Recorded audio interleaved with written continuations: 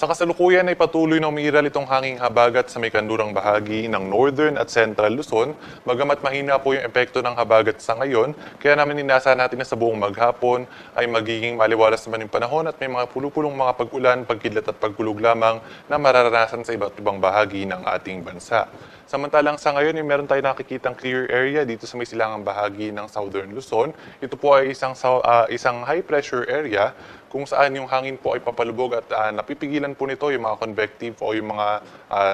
nagtataasang mga kaulapan. Kaya naman sa area na ito ay halos walang mga pag-ulan at inaasahan din natin na possible yung mainit na panahon, especially dito sa may Bicol region at sa may Eastern Visayas ngayong araw.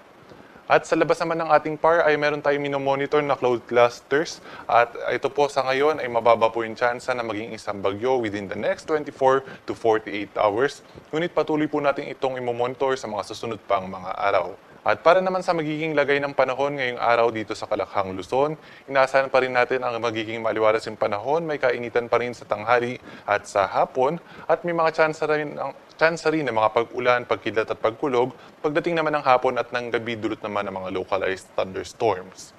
Agwat ng temperatura sa may Lawag nasa 25 to 33 degrees Celsius, sa may Metro Manila at sa may Tuguegarao nasa 24 to 33 degrees Celsius, sa may Baguio City 17 to 25, sa may Tagaytay 22 to 31, at dito naman sa may Legazpi nasa 25 to 34 degrees Celsius, at sa Kalayaan Islands at sa Puerto Princesa ang agwat ng temperatura ay nasa 25 to 32 degrees Celsius. At para naman sa magiging lagay ng panahon dito sa Kalakhang, Visayas at Mindanao, generally fair weather conditions din ang mararanasan sa buong maghapon at may mga chance lamang ng mga afternoon rain showers and thunderstorms. Ang agwat ng temperatura sa Iloilo ay nasa 25 to 33 degrees Celsius, sa may Metro Cebu 25 to 32, sa may Tacloban 26 to 33 degrees Celsius, at dito naman sa may Cagayan de Oro, 24 to 32 degrees Celsius, sa may Davao, 24 to 34, at dito naman sa may Zamboanga City, ang agwat ng temperatura ay nasa 25 to 34 degrees Celsius. At para naman sa kalagayan ng ating karagatan,